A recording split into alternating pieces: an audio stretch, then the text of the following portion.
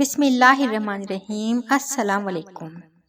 حضرت سیدنا عمر بن عبدالعزیز رحمۃ اللہ علیہ کے انتقال کے بعد ان کی زوجہ محترمہ حضرت فاطمہ بن عبدالملک رحمۃ اللہ علیہ بہت زیادہ روتیں، یہاں تک کہ ان کی بینائی جاتی رہی۔ ایک مرتبہ ان کے بھائی مسلمہ اور ہشام آئے اور کہا، پیاری بہن، آخر آپ اتنا کیوں روتی ہیں؟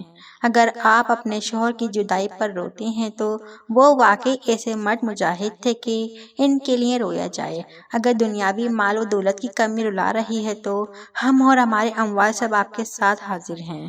حضرت فاطمہ بنت عبدالملک رحمۃ اللہ علیہ نے فرمایا، میں ان دونوں باتوں میں سے کسی پر بھی نہیں رو رہی، اللہ کی قسم مجھے تو وہ عجیب و غریب اور درد بھرا منظر رلا رہا ہے۔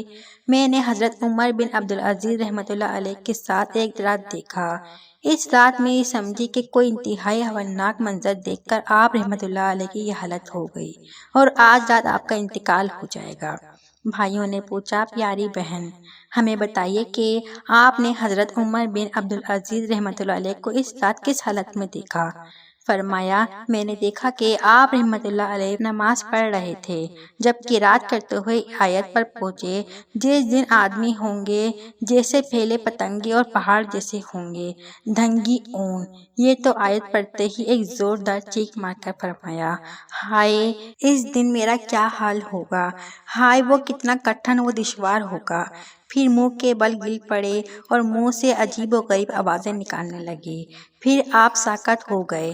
میں سمجھ گئی کہ شاید آپ کا دم نکل گیا ہے۔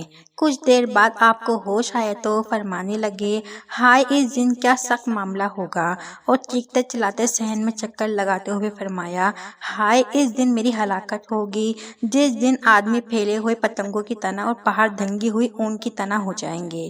ساری رات آپ کی یہی کیفیت رہی۔ جب صبح کی اذانیں شروع ہوئیں تو آپ گر پڑے۔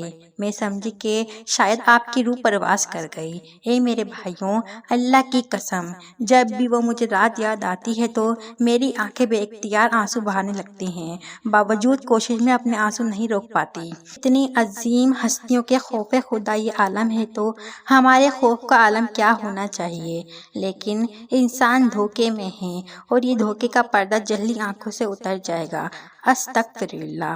اللہ تعالی ہم گنہگار سمیت ہم سب کو نیک اعمال کرنے اور پنجگانہ نماز پڑھنے کی کامل توفیق عطا فرمائے۔ آمین ثم آمین یا رب العالمین۔ السلام علیکم۔